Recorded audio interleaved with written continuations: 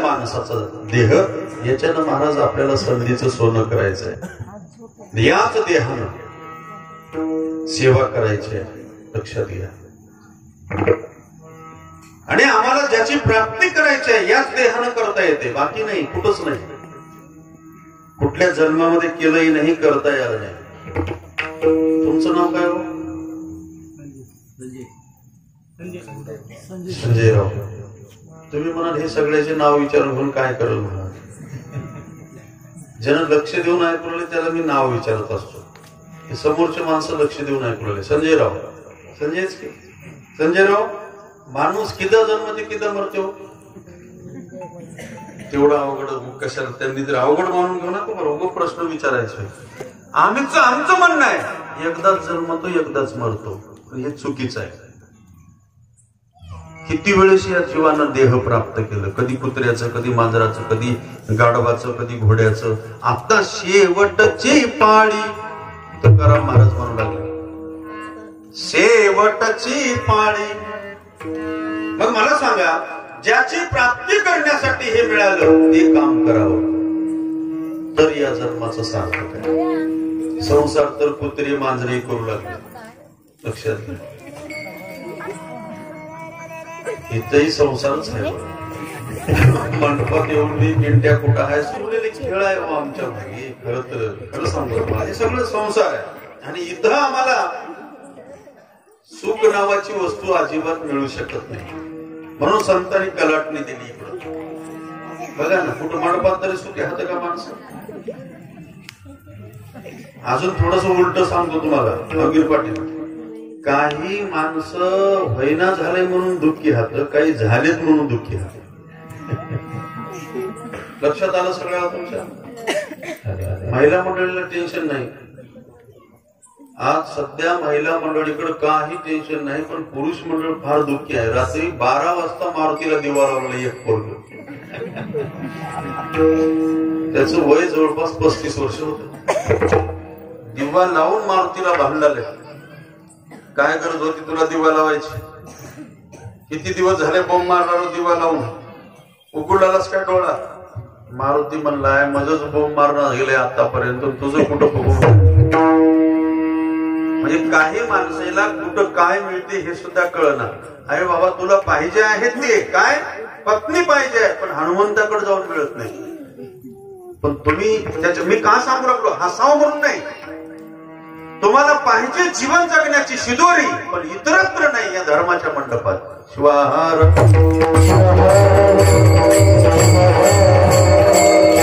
बरं ज्यांना झाले त्याने सुखी नाही, नाही झाला तरी सुखी नाही. हो, लग्न झालंय म्हणजे लग्न झाल्यानंतर माणसं अजून दुःखी आहे. काहीतरी झालेलं तर बरं, पोरगी का होईना, पोरग का होईना, झालेले बरं. एक माणूस, एक पोरग कमीत कमी 15 वर्ष गुजरातला गेले म्हणे. कशाला? लई दिवसापूर्वी बाळ जर व्हायला गेलं तर गुजरातला जात होते लोक. हे अंधश्रद्धा म्हणायचं आहे की नाही.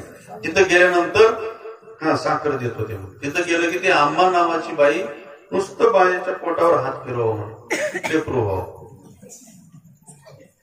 खरं असेल काय? कसं आहे की जात होती म्हणून. बरं झालं तिनं बायाच्याच फिरली, गडेच्या फिरली. काय अवस्था होत होती की नाही. कर्म काय, अंधश्रद्धा नाही तर काय. मी का बोंबवलेलो हे? 15 वर्ष गेल्यानंतर प्रश्न विचारलं, एवढ्या लोकांना मुलगा झाला, मला का नाही? त्या बाईनं सांगितले, वेड्या तू एकटा आलास, तुझ्यासोबत पत्नी नाही. त्यानं सांगितलं माझं लग्नच झालं नाही. जसं लग्न न करता पुत्राची अपेक्षा करणं हे मूर्खाचे लक्षण आहे. श्रद्धा ठेवून भक्ती करणं, श्रद्धा न ठेवता भक्ती करणं हे सुद्धा मूर्खाचे लक्षण आहे. लक्षात ठेवा. श्रद्धा आणि भाव जिथं आहे तिथं देव आपल्या हाताला लागते. आणि त्याच्यातून कर्म जर आमचं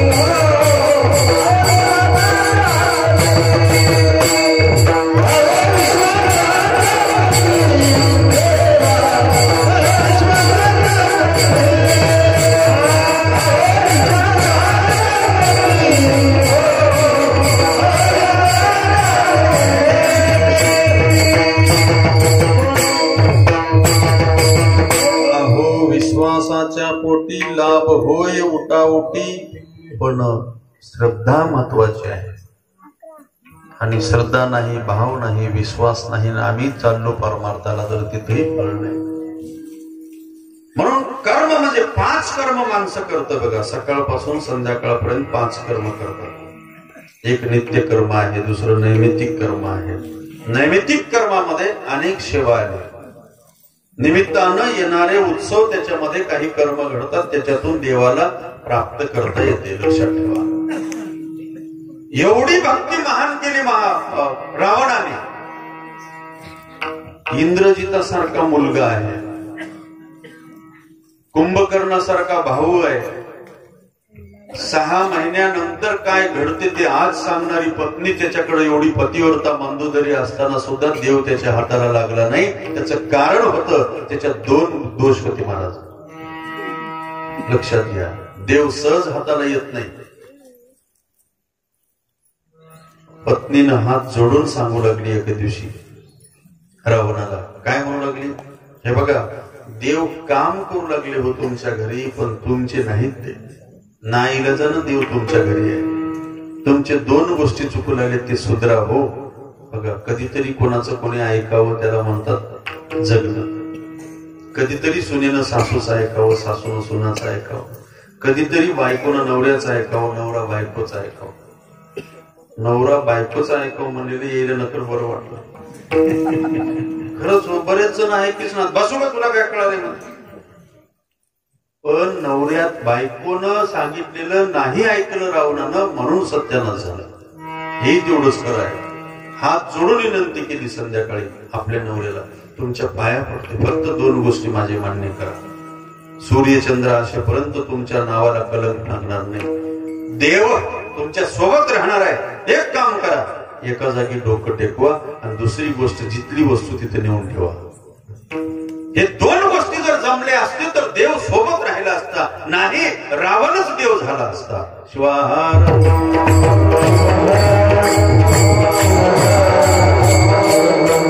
न ऐकल्यामुळं बघा, देव हाताला जवळ येऊन सुद्धा देव हाताला लागला नाही.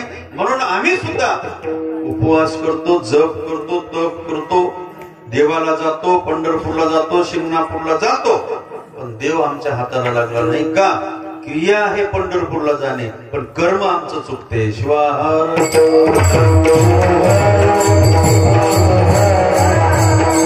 आमच्या भारतीय संस्कृतीमध्ये एक स्त्री आहे, एक महिला आहे, एक आई आहे, जी आंधळ्या सासू सासऱ्याची सेवा केली. स्वतःला बाळ नव्हतं, 6 महिन्यामध्ये लग्न झाल्यानंतर तिचा नवरा मेला. पण आंधळ्या सासूच्या सासऱ्याच्या सेवेच्या ताकदीवर, बळावर, पुण्यावर देवाच्या दरबारातून नवऱ्याला परत आणलं. काय होतं? फक्त तिची क्रिया योग्य होती, म्हणून देव हाताला लागला. लक्षात ठेवा. मन्मथ स्वामीनं हे चिंतन केलं, म्हणून अभंगाच्या सुरुवातीला म्हणतो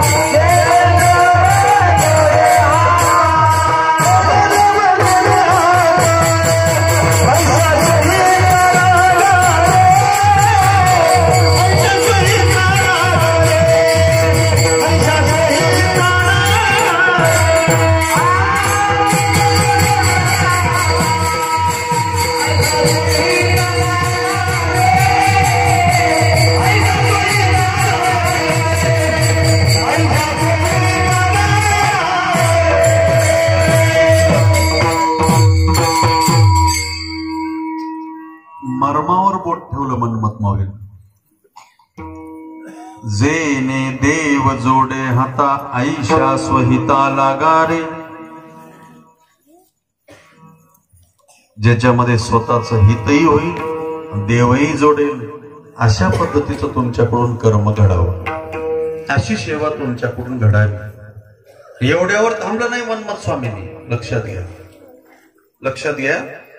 जन्मलो मेलो हे पुनरपि जननम पुनरपि मरणम पुनरपि जननी जठरे शयनम. एवढ्या प्रवासासाठी आपण आलो नाही. तर मनमत मौली दुसऱ्या चरणामध्ये काय म्हणतात बघा. जेने तुटे जन्म कोडी ऐशी जोडी जोडारे. जन्माचं कोड कोणतं असेल चिंतन करण्यासारखी गोष्ट आहे थोडीशी.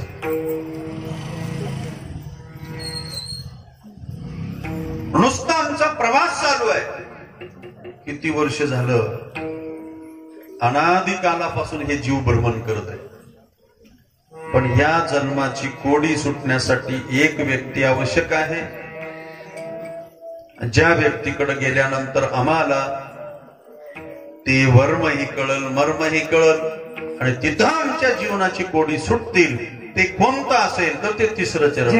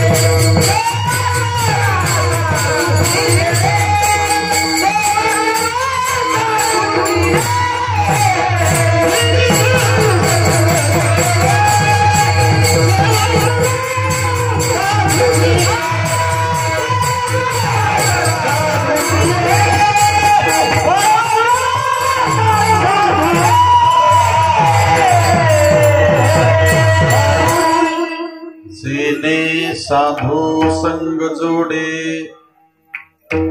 ज्या क्रियेतून साधूचा संग जोडला जाईल, सेवा घडे संताची या. बरेच माणसं, बरेच भक्त जीवाची सेवा करण्यापेक्षा देवावर खूप प्रेम करतात. आता तुम्ही म्हणाल देव आणि जीव यात काय फरक आहे? ते संताकडेच कळलं आपल्याला, संताकडेच, बाकी कोणाला कळणार नाही.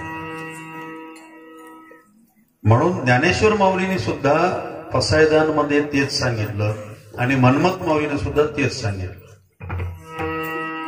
जे खळाची व्यंकटी सांडो, तया सत्कर्मी रती वाढो. भूता परस्परे पडो मैत्री जीवाची. तिथं देव जोडते. इथं आमचं जावाचं जावाला पटना, भावाचं भावाला पटना. लक्षात घ्या, माणसाचं माणसावर प्रेम नाही आणि आम्ही चाललो देवाला. यांचं अजून सुरू झालं बघा. गेल्या अमावस्यापासून महादेवाला पाणी टाकणं. महादेव थर थर कापलेला आहे. याचा अर्थ टाकू नका असं म्हणून आलं नाही बघा. महादेवाला पाणी टाकल्यानं जर देव जोडत असेल तर आजपर्यंत किती लोकांना देव भेटला असता. लक्षात ठेवा, हे आमचं कर्म झालं, पण क्रियेमध्ये आम्हाला बदललं पाहिजे. त्याच्यासाठी संत हे जीवनात येणं आवश्यक आहे. संत जिथं आले, संत बघा, शंभो तेथे अंबिका, चंद्र तेथे चंद्रिका आणि संत तेथे विवेका. माणूस जीवन जगत असताना ज्याच्याकडे विवेक नावाची वस्तू आहे त्याला सगळं काही मिळालं. एक विवेक आणि अविवेक, दोन मित्र. विवेक नावाचा जो मित्र आहे त्यानं विचार केल्याशिवाय पाऊल टाकत नाही. हे केल्यानंतर देवाची प्राप्ती होईल का, विवेक म्हणू लागला. आणि अविवेकी काय, काहीच नाही, आले ते करायचं. आणि हे दोघही एका दिवशी जंगलात चालले. जात असताना राजाचं मुंडकं वाघानं पकडलं, राजाचं मुंडकं त्या नगरीच्या. आता हे दोन्ही बघू लागले, विवेक आणि अविवेक. विवेक बघितल्या बघितल्या हातात कुऱ्हाड घेऊन वाघावर धावला, पण अविवेक म्हणू लागला, काय राजा मेल्यानं आपलं वस पडणार आहे, उगमर. हे फक्त स्वतःसाठी जगणारा अविवेक. पण विवेक काय म्हणते, नाही, राजा सुखी तर प्रजा सुखी, घरात मायबाप सुखी तर घर चांगलं, डोळ्या पुढं मायबाप असतील तर 33 कोटी देव आपल्या पुढे आहेत म्हणायला हरकत नाही, घरात सासू सासरे असतील तर ते घर वृंदावनासारखं भरून राहील. पण आमच्याकडे बरेच जण हे गेलेले बरं म्हणू लागले. म्हणतात बरं तुमच्याकडे बरं आहे. लक्षात ठेवा, आज ती सासू असेल, उद्या मी सासू होणार आहे, माझी येणारी सून हेच म्हणणार आहे. बघा, विवेकी माणूस काय करते, देवाला कसं जोडता येईल ते करते. कुऱ्हाड घेऊन राजाकडे गेलं. अविवेकी म्हणते जाऊ दे, मरू दे, पण ऐकलं नाही महाराज. कुऱ्हाड वाघाच्या मानावर टाकलं, राजाला मुक्त केलं. राजानं हात जोडून नमस्कार केला, तुझ्यामुळे मी वाचलो ना, उद्या तुम्ही दोघं राजवाड्यात या. राजवाड्यात या म्हणल्यानंतर तर या अविवेकाला तर अजून उल्हास मावना झालं. कसंही महिन्याचा खर्च भेटते आता, त्याला एकच फिक्री, कुणी कुण का होईना माझं बरं होईल का, काही भेटल का.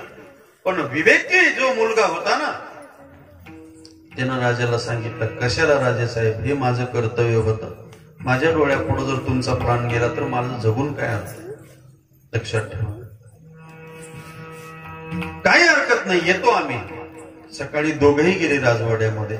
राजानं सांगितलं, हे बघा, मी तुम्हाला, तुमचं कार्य एवढं महान आहे, ज्या कार्यामुळं, बघा, कारगिलचं युद्ध चालत असताना 8 ते 9 जवान 9 घंटे पाण्यामध्ये होते आणि पायपावाटे श्वास घेत होते. तिकडल्या सर्व अतिरेक्यांना वाटलं की आता हे सगळे मेले, शहीद झाले, आपण निघून जावं. संध्याकाळच्या वेळेस गेले महाराज, हे पाण्यातून निघून शेवटी वर आपला ध्वज फडकूनच वापिस आला. त्यांना जेव्हा विचारल्या गेलं की तू एवढं मोठं काम केलंस ना, तुला काय पाहिजे?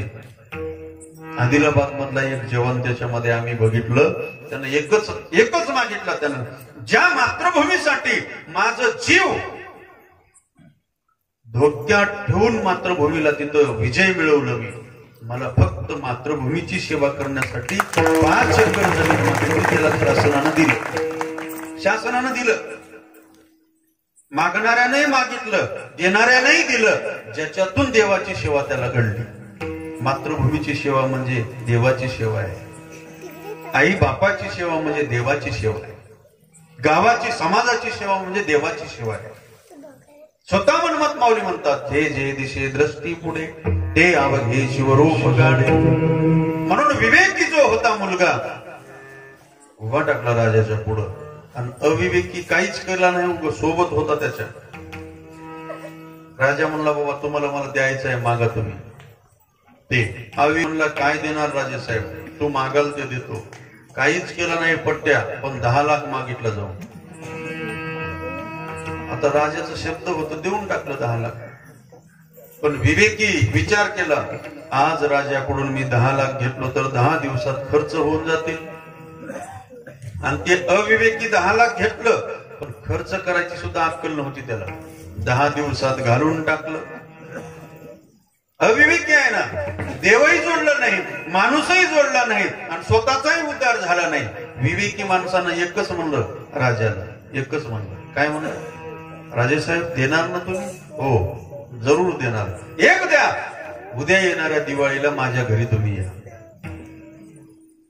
उद्या येणाऱ्या दिवाळीसाठी माझ्या घरी तुम्ही या. काय बघा देवाला जोडण्याचं साधन. राजा हो म्हणलं, गेलं ते विवेकी माणूस घरी. प्रधानाला सांगितलं, जा त्याच्या घरी, किती दूर आहे बघ, घर कसं आहे बघ, गावाला जाणारा रस्ता चांगला आहे का बघ. प्रधान बघून आला, झोपडीचं घर आहे, एक म्हातारी आई आहे, लग्न झालेलं नाही, आईची सेवा करते, जमलं तेवढं काम करते, आपलं पोट भरते, आणि त्याच्या गावाला जायला रस्ता नाही, राहायला घर नाही. राजेसाहेब दिवाळीला जायचं आहे, तुम्हाला कसं जाणार? राजानं सरळ सांगितलं, पहिलं त्याच्या गावापर्यंत सिमेंटची रोड करा, तदनंतर ज्या झोपडीत राहते त्याचं घर बांधा. आणि ज्याला मुलगी सुद्धा बायको सुद्धा नव्हती, राजांची स्वतःची कन्या त्याला दिलं. याचा अर्थ एका कर्मातून अख्खं देव जोडलं. शिवाहार म्हणजे विवेकानं केलेली भक्ती हे फळाला येते, पण ते विवेक जागृत होण्यासाठी संत आपल्या जीवनामध्ये आहेत. संत हे या वाङ्मयाच्या रूपानं तुमच्या आमच्या पुढे आहेत. मनमथ स्वामी 16व्या शतकामध्ये झाले, आजही आपल्या पुढे विचाराच्या अभंगाच्या रूपानं आहे. म्हणून सज्जन हो, या सप्त्याच्या माध्यमातून तुम्हाला आम्हाला थोडीशी दिशा मिळेल. ते जगले कसे, आपण जगावं कसं, ते वागले कसे, आपण वागावं कसं, ते मेले कशासाठी, आपण मरावं कशासाठी. 22 ते 23 वर्षामध्ये फासावर जाणारा भगतसिंग आपल्या डोळ्यापुढे यावं तरुणांनी. बघा, अजून त्याच्या पुढे जाऊन सांगतो मी तुम्हाला. वय 16 वर्ष होतं छत्रपती शिवरायांचं, पण स्वतःच्या करंगळीच्या रक्ताचा अभिषेक भगवान शिवप्रभूला वाहिलं आणि संकल्प केला, मला पत्नी मिळावी म्हणून नाही, संपत्ती म्हणून नाही, काही नाही, फक्त स्वराज्याची स्थापना झाली पाहिजे. देवा तुझा आशीर्वाद माझ्यासोबत. याच्यासाठी देवाला भक्ती करणारा तो शिवराय आपल्यामध्ये आहे आज. म्हणून तुमची आमची भक्ती सुद्धा अशी झाली पाहिजे, त्या कर्मातून देव जोडला पाहिजे. त्याच्यासाठी संतांच्या संगतीत आपण आवश्यक आहे. म्हणून सप्त्याच्या माध्यमातून तुम्ही आम्ही संतांच्या संगतीत आहोत, पण घ्या तुम्ही इथं. म्हणून मनमथ माऊलीने चिंतन केलं, संसारामध्ये तर तुम्ही आम्ही आहात, संसारातच मरणार, संसारात जन्मलो, पण ज्या संसारातून तुम्हाला मुक्त होता येईल असं काही करावं लागणार नाही. नाहीतर येरी तर कोण सुखी आहे. 2 माणसं मारुतीच्या पारावर दुपारी बसून उग नाराज बसले, दोष केला हात. दुसरं विचारलं पहिल्याला, काय झालं, लई पिलेवणी तोंड केला. त्यानं म्हणला, काय सांगू, महिना झालाय म्हणून 6 वर्ष फिरत राहिलो, झालंय आता तर एवढी बिलिंदीर भेटली, एक गोष्ट बोलून नाही झाली, एक शब्द बोललं की आठवत बसून बाहेरला निघून चालली. कसं कर म्हणलं असं. त्यानं म्हणलं एवढंच की तुझं बरं आहे रे, तुझं बरं आहे म्हणलं. तिने एकटीच तर चालली, तू शिव्या द्यायला ना. मी जर एक शब्द बोलतो तिने सगळे माहेरचीच इथं आणली. म्हणले मी कुठं जाऊ, मी कुठं जाऊ. म्हणजे हे सुखाचं ठिकाणच नाही ना. इथं सुख अजिबात नाही. संतानं आम्हाला बजावून सांगितलं, सुखे हा संसार करा स्त्री संगती, वेळोवेळा किती गायीना. संसार तर करायचाच आहे, पण त्या संसारातून सुद्धा आपल्याला मुक्ती प्राप्त करायचं आहे सज्जनो, देवाला जोडायचं आहे. म्हणून असं करा. शेवटच्या चरणामध्ये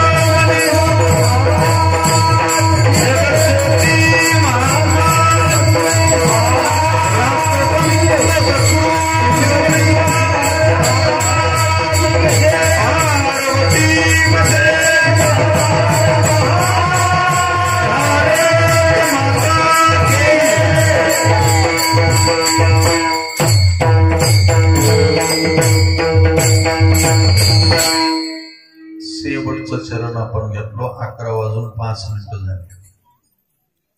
9ला भजनाला सुरुवात झाली. 9 ते 11 कीर्तन. पगार उचलायला गेल्यानं 50,000 तिथंच कटले म्हणे. 50 हातात घेऊन आल्यानंतर मार्केटमध्ये गेलं, 25 कटून गेले. किराणा दुकान इकडले तिकडले. गावात नंतर मजुऱ्या तेजुऱ्या लाईट बिल हे ते देण्यामध्ये 5,000 हातात राहिले. ते बायकोनं रागानं बघितली, ते बी हिसकावून घेऊन कपाटात ठेवून टाकलं.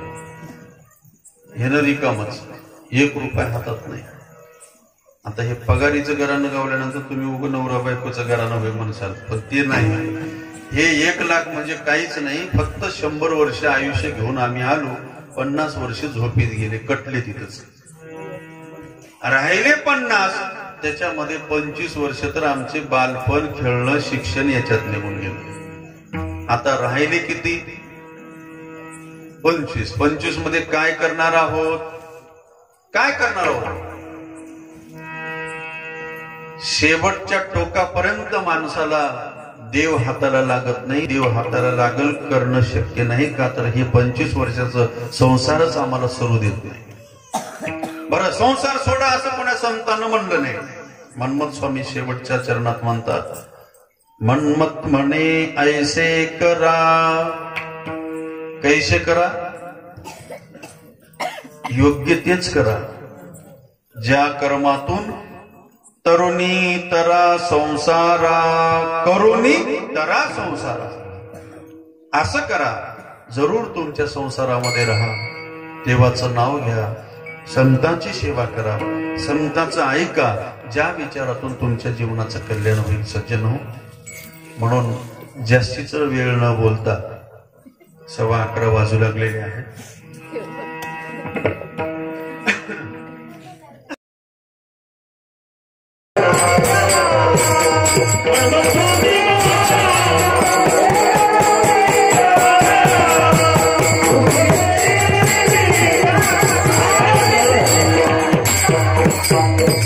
Yeah.